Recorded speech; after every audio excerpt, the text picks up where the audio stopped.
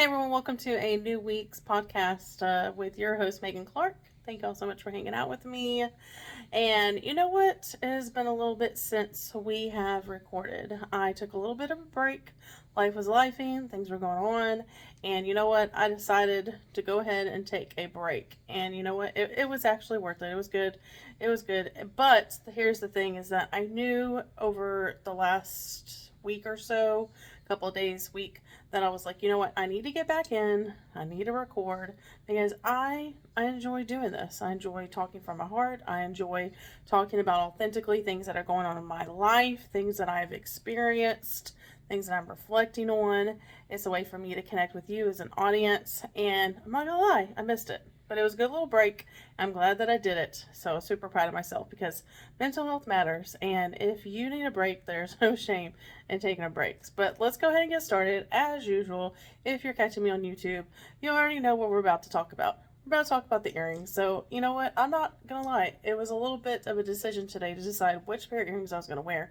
But I did recently realize that there were a few that I've had for a little while now, not too long, but that I haven't worn either that often or I haven't worn yet. So that definitely made the decision process a little easier. Today I'm actually rocking my Luke's Diner earrings. If you know, you know.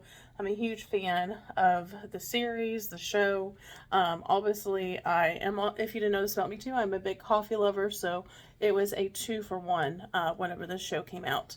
And also, if you are a fan of this specific series, let me know in the comments. Let me know if you preferred the original series or the spinoff.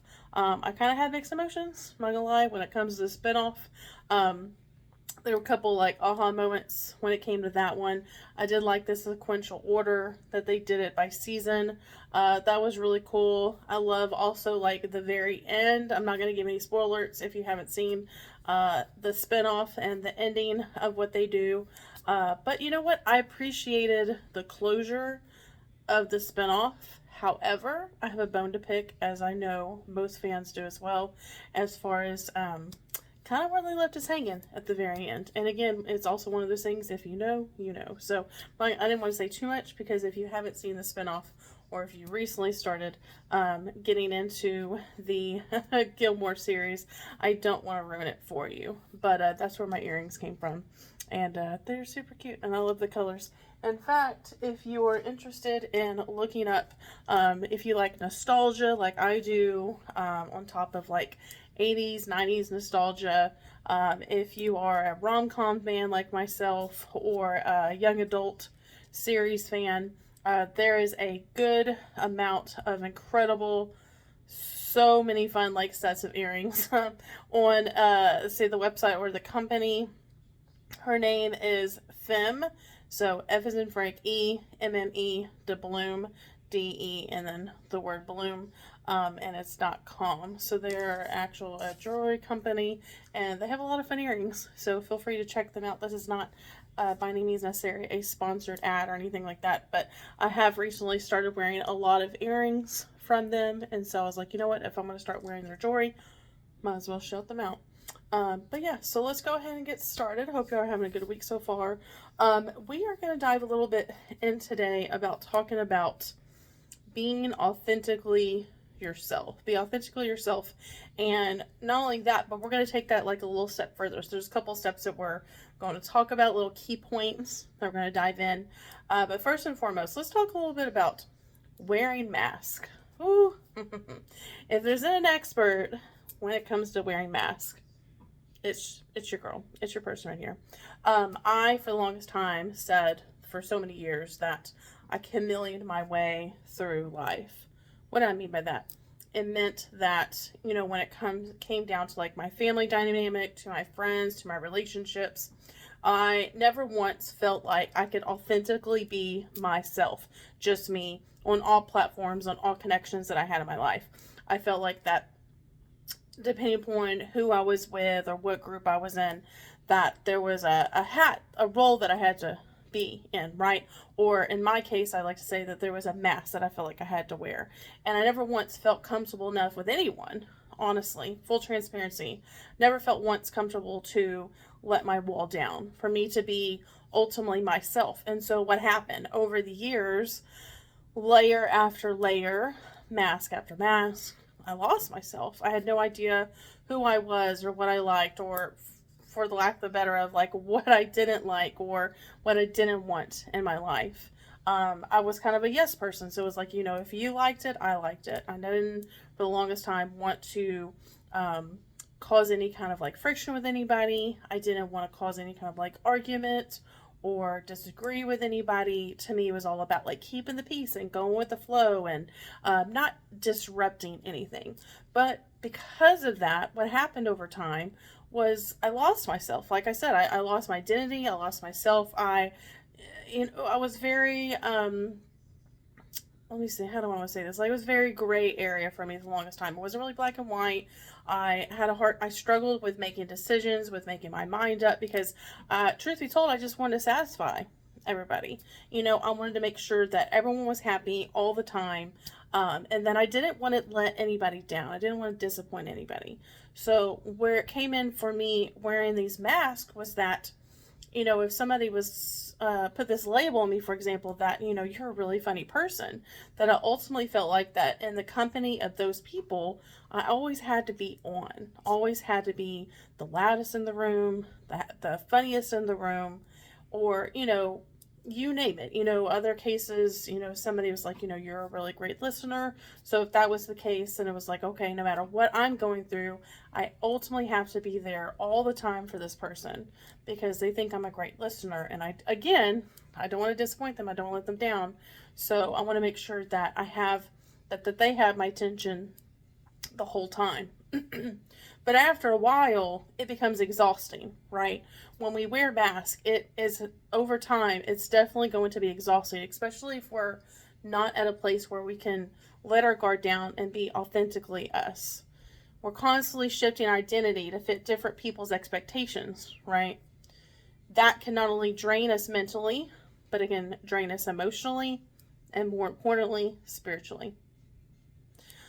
I know that there were so many times that whenever I was wearing these masks and I didn't want anybody to either see the fact that I was hurting, or that I was embarrassed or shy, or, not comfortable in the setting that I was in, or, more along the lines of a quieter person, contrary to what everybody assumed, of me.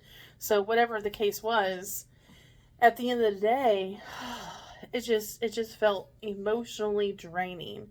My energy battery was always low. I always felt like that. I honestly always felt like left depleted, that what I had still, even then, wasn't enough. And I just felt off after quite some time. And I felt imbalanced. I felt off. And it just didn't feel right to me, right? It authentically brings peace and freedom when we decide that we can unmask and be our ultimate, true, authentic selves. It's going to bring peace and freedom into our lives. When we can create a safe space to be real, so again, tying back to letting our guard down, feeling comfortable enough to unmask. So when we're able to get to that point, we can then create a safe space to be real. How you can do that is surround yourself with people who will make you feel safe and to be able to be fully you, mess and all. My thing is that I, for so long, was not even sure if I would find my community, if I was going to be able to find my people, my friends. And, for a while in my early 20s, I felt like that I had to have a lot of friends, or I wanted to have a lot of friends. The more friends, the better, right? And I just felt like, man, if I get a big group of friends, not only is it going to be a lot more fun, but I'll always have somebody to hang out with. But what I realized with having a larger group of friends, what comes with that is more personalities, right? Bigger energy, bigger personalities, different types of people. And for myself, being an empath, I still found myself, even then, ultimately feeling like the pressure to like cater to everybody, right? And I was just stretching myself too thin. And what I realized the hard way was that even though I felt like that having this big group of people, and the more friends the better, what happened after a while was that it was just so exhausting, because for me, trying to figure out like my place in these different groups, these different friendships, and you know I feel like I couldn't ultimately give my like authentic self to that many people. So over the last, I don't know, let's just say like 6, 7, 8 years ish, I've taken more time to hone in on, what do I want my friendship dynamic to look like? What type of friends am I looking for? Who do I want to keep closer in my inner circle? And it was just a matter of time. It really wasn't like an interview process per se, but it was authentic, being my authentic self. I feel like God ultimately brought me these individuals either back into my life or introduced them to me. And there were some people, who have come and gone, and there's others who have been around for quite some time. And frankly, there's some that are definitely in my inner circle I would refer to as like my friend, like my best friends, that I can see having a friendship with them till, I mean, whatever you want to say, the end of time, to the end of days, forever and ever, whatever you want to say it, however you want to say it. But these people, I feel like that for me, having like, what is the saying? Like less is more. So now with me having at least like a handful of friends that I refer to as my best friends in my life, I now am able to, I don't have to stretch myself anymore. I feel like that I can trust them enough to be transparent, ultimately show up at the end of the day, who I am. I don't have to mask. I can say whatever's on my mind, and vice versa, because we trust each other enough. And what's interesting for me too is that these handful of people that I have in my life, my best friends, that they're not all on like equal, what do I want to say? Like they're not all equal like playing ground. Like there's some of them that I love, that I'm able to dream big with, that I'm able to talk bigger picture. There's others that I can lean on the everyday, like the day to day, that I can check in with them, they can check in with me. And there's others that it's okay that I'm not talking to them as often, because the beauty of that is that we have more to talk about. We have more to catch up on. And those are the individuals that I don't have to be around all the time. And that when we do catch up, those are the ones that we can talk about, like the bigger picture, and what's happening like next month, or even honestly like reflecting on like the month before. And we can kind of play like this game of tag of how are things with you, and then we catch each other up, and then it's okay if some like x amount of time passes by, because we just don't really need that like in between, which I think is beautiful. I think it's beautiful because we're confident enough in our friendships to continuously like not only pour into one another, but check in with one another and show up again as our authentic selves. I think it's important. It's a two-way, right? It's a two-way thing, because it's important for you and I to not only create a safe space for others to show up authentically as themselves, but in return, we can only hope that those that we're entrusting are going to create that safe space for us as well.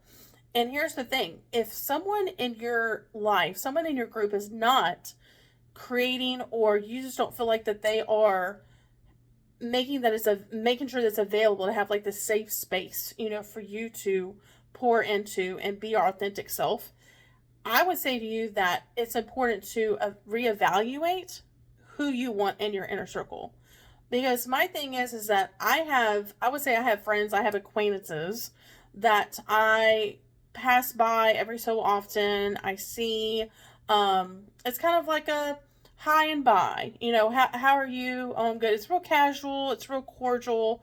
It's not like oh, let me tell you how I'm really feeling, or let me tell you what's really going on in my life. They're individual, and I feel like that's perfectly fine. That these are typically people that like maybe you work with, or maybe like a neighbor, somebody that you're nice to. Like they're good people, they're nice, there's nothing going on with them, nothing crazy, like, right? However, They're not somebody that you want to like bring closer into. Like I said earlier, I refer to as like my inner circle. You kind of keep them at kind of like arm's length. That's perfectly fine, because I feel like that it is still important at the end of the day to have a variety of people that you're connecting with and checking in with. But I love the fact that I can have a very close, intimate group of individuals that I refer to, once again, as my best friends, that show up for me. I show up for them. It's not always going to be at the same time. But again, that's the beautiful part about our friendships, is that I don't even want to know what that would look like, honestly, if we were showing up for each other like at the same time. I like the idea of taking turns, because then it's almost like I can get like recharged and, fill my cup up. And then it's like, oh, it's like a whole like thing I said earlier, like tag you're it. So then I'm going to turn around and then I want to pour into my friends and I want to check in on them, and vice versa. But it's important for us to create those safe spaces, not only for ourselves, but then for those that are around us, that we're wanting to keep company with.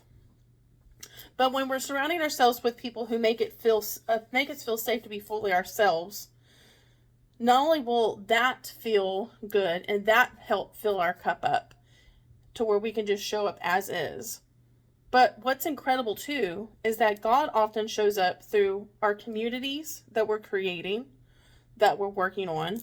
He'll bring you light. He's bringing light into the places that we hide. So I love that so much. I love that, the fact that, once again, let's reword that a little bit. Let's dive into that a little bit, to where, we have like you have your close-knit friends, right? You have your close-knit community of your friends, wherever we're calling them.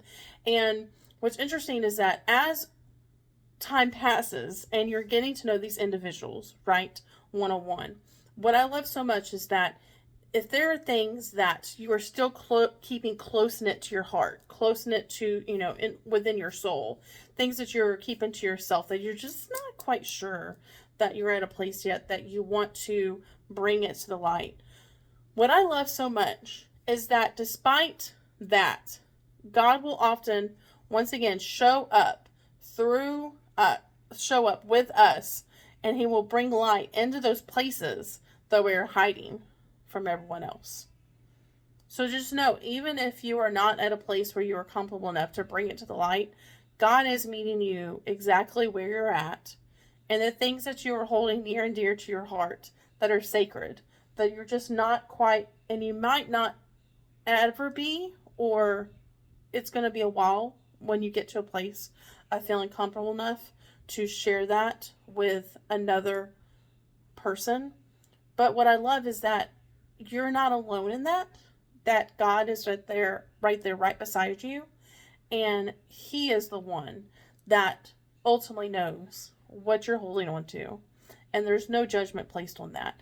Is that He's able to bring comfort and healing and love into those not so, what do I want to say? Like, not so happy parts, not so bright and shiny parts, that we're hesitant on, with sharing with somebody else that's otherwise in our inner circle.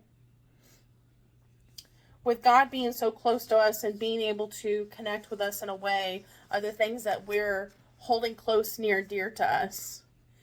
What I love too is that He helps expose the shame that we're holding on into our with ourselves, the shame that we've either brought onto ourselves, that we feel like, oh, I'm so afraid, I feel so ashamed to share this with anybody else. What if someone judges me for this?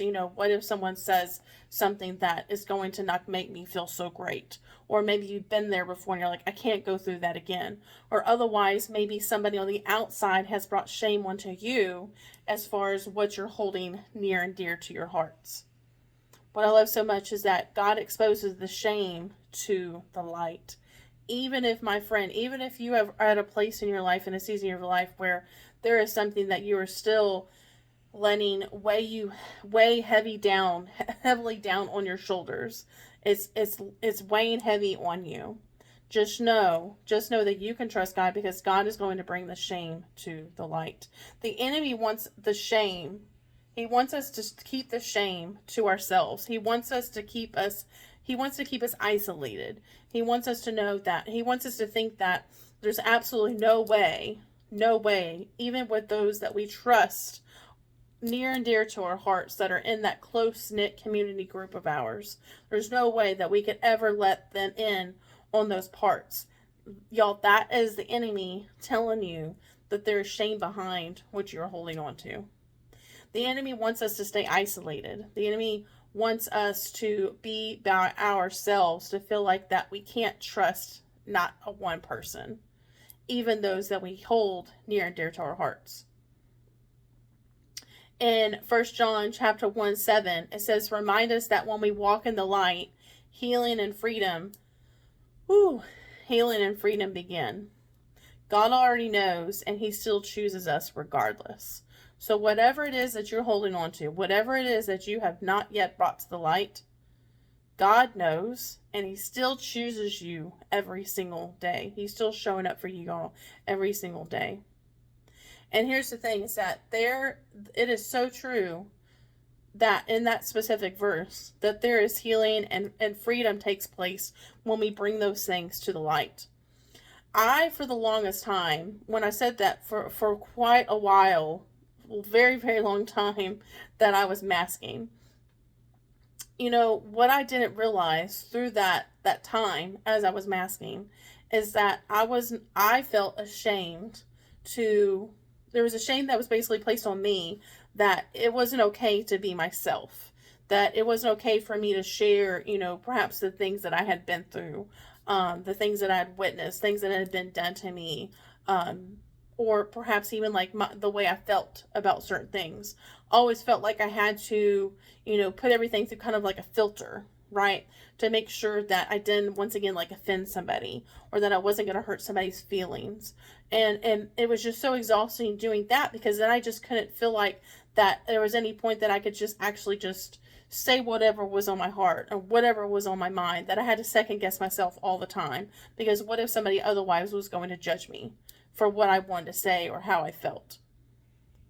But after a while, I realized that there came a very special type of healing and freedom whenever I started peeling back the mask, whenever I started working through, layer after layer, whenever I saw the light, like I saw that I can actually walk alongside Jesus, and that anything that I was holding on to, anything that I felt ashamed of, that I could lay it all there with him. That I ultimately, even if I didn't want to share it with somebody earthside, if I didn't want to share it with somebody that was in my community, that in my heart, God already knew whatever it was that I was carrying. He already knows what you're carrying heavily on your hearts.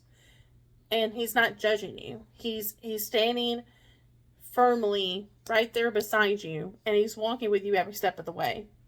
And he's choosing to show up for you every single day, regardless of whatever it is that we're holding on to.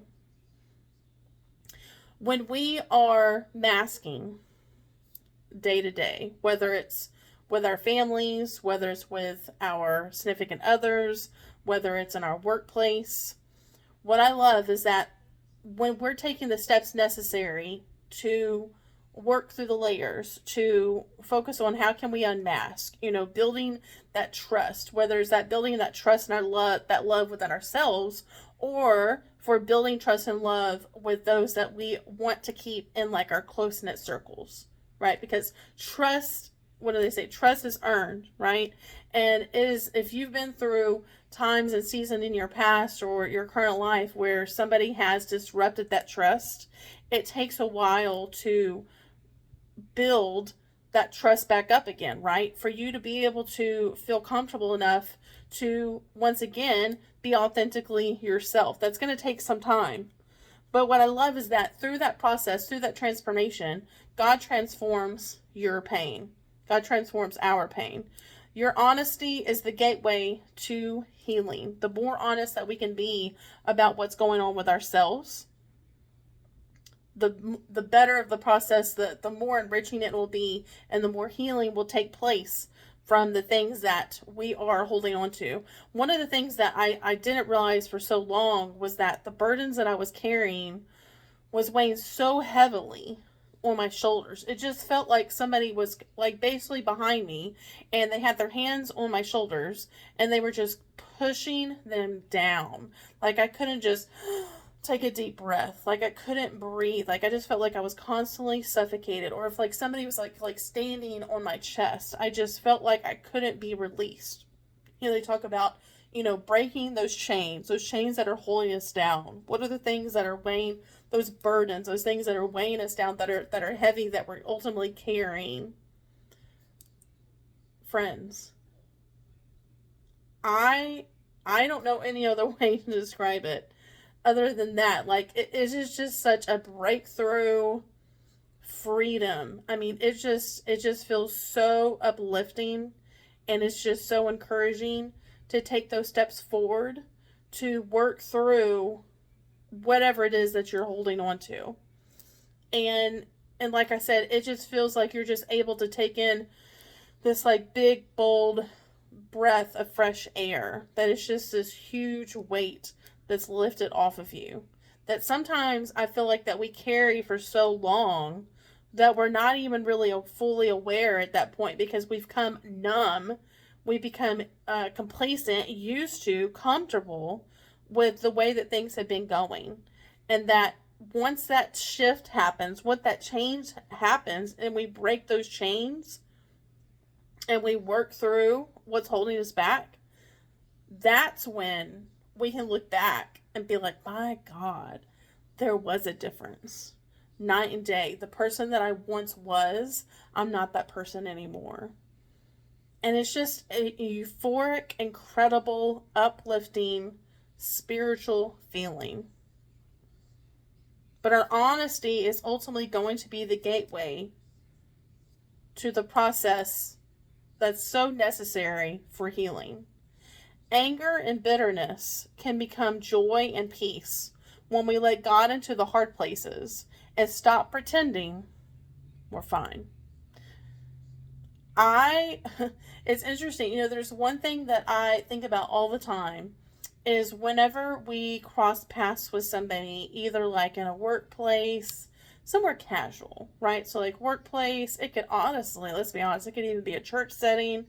It could be, I mean, you name it, out running errands, but you pass by somebody that you're acquainted with, right? It's not somebody you see all the time. Somebody you see every so often, you know of them, but you just don't really like know them. Think about how often we pass somebody in that type of environment, that type of setting, and to make sure that we're feeling that like awkward, that awkward time that we're passing by that person, because you just feel like you ultimately feel pressure to like actually have to say something. I don't know if you can relate to that or not.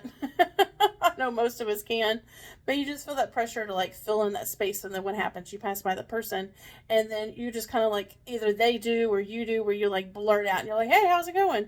Oh, fine. How are you? And then you just, before you know it, the moment's gone. Both of you have went your separate ways, and then that's that. Typically in passing, most people, if you ask them how they are, they'll normally typically say, oh, I'm fine. Oh, I'm good. But here's the thing, how often do we take the time to pause and ask again? Ask it a second time to the same person.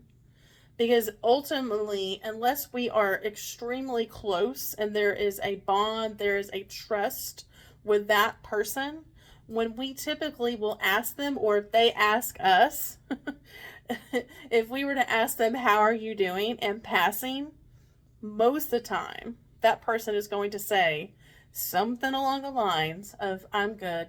Oh, I'm fine. Oh, I'm good. And that's that. But how many times do we go back and then we ask it again? And instead, the second time around, we rephrase it. And then that's when we ask, okay, well, but how are you really doing? Because my thing is that I feel like that it's in our human behavior for us to automatically answer the question. It just kind of rolls off our tongue. It would be rude of us to not answer.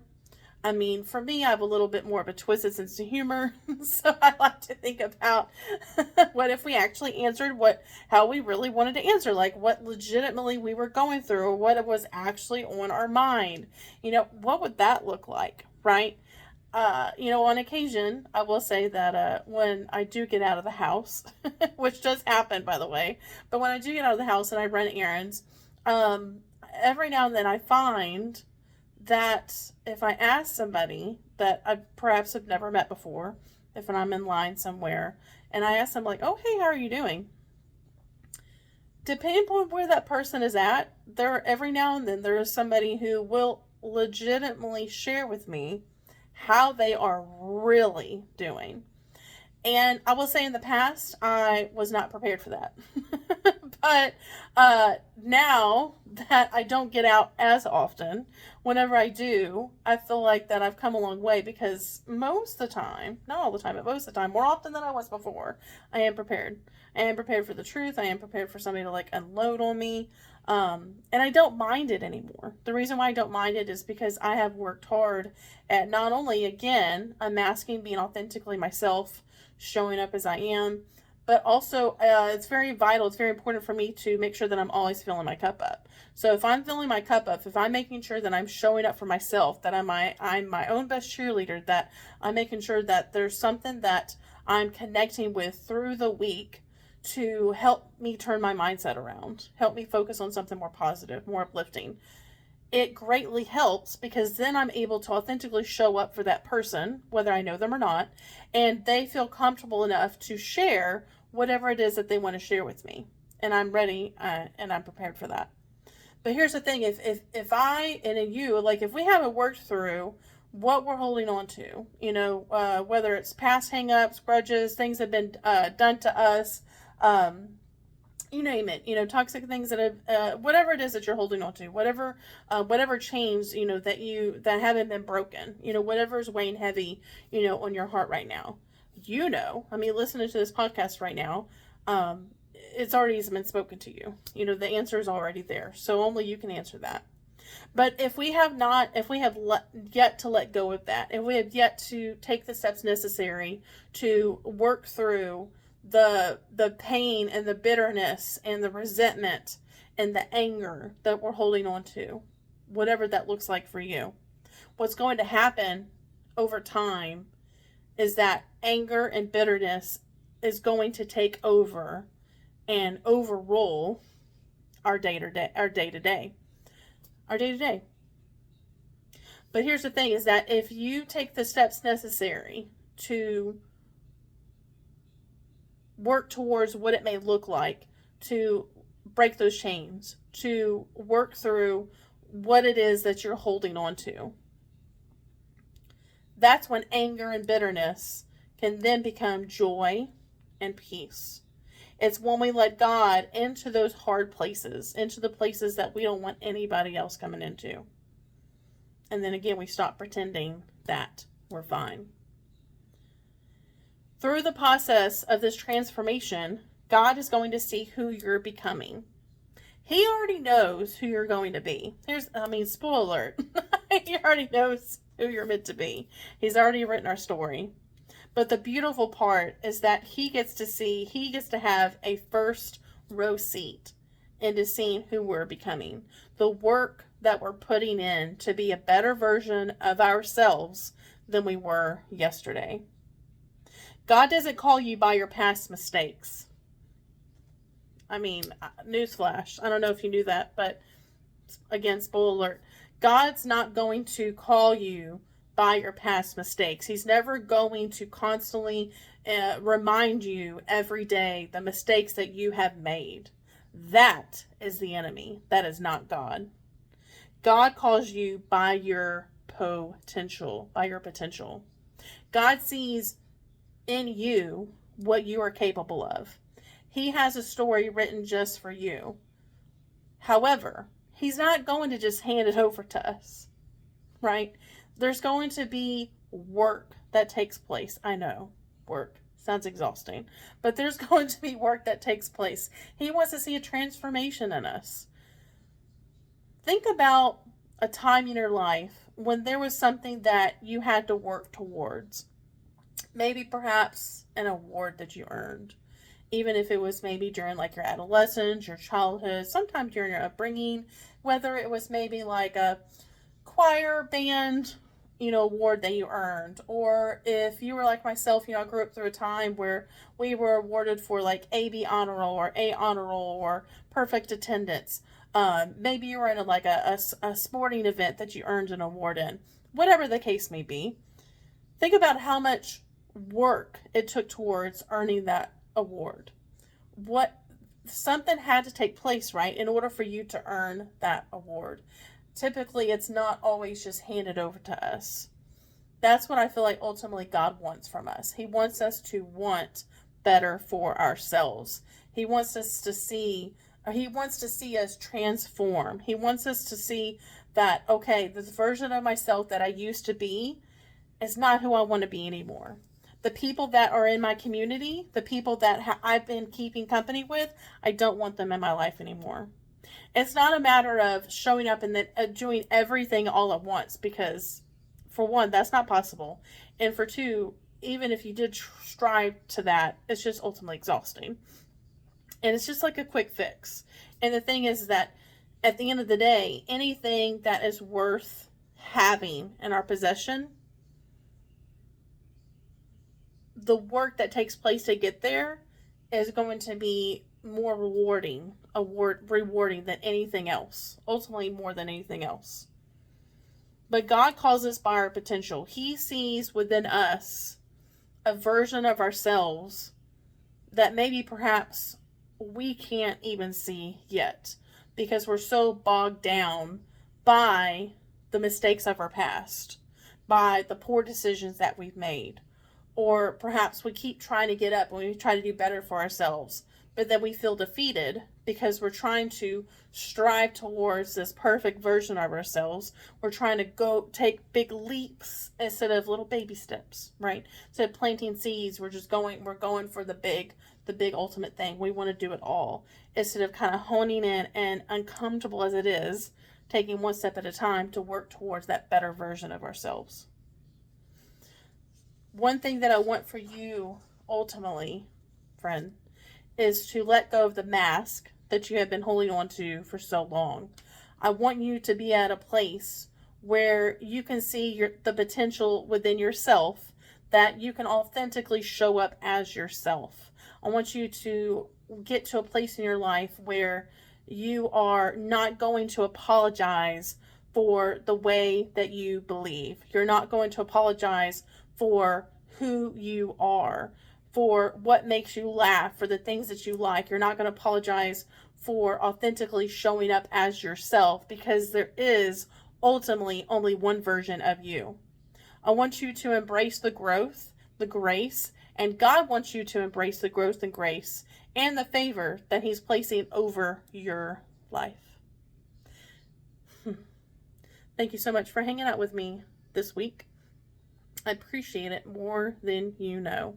If this spoke to your heart, or perhaps you know somebody that's going through a time in their life where maybe they are having a hard time letting go of a mask, or they're at a point in their life where they are making changes, but perhaps they might need just a little bit more encouragement, I'm encouraging you today to share this podcast with them. But whether you are watching the full episode live on YouTube, or you are listening in to wherever it is that you stream your podcast, thank you so much for hanging out with me this week. I appreciate it. If you can do me a favor, do me a solid, the way that we can reach more viewers and encourage more people like us out there, is for you to review this, give it a thumbs up. But thank y'all so much, and until next week, don't forget to unscramble your faith and find clarity in the chaos.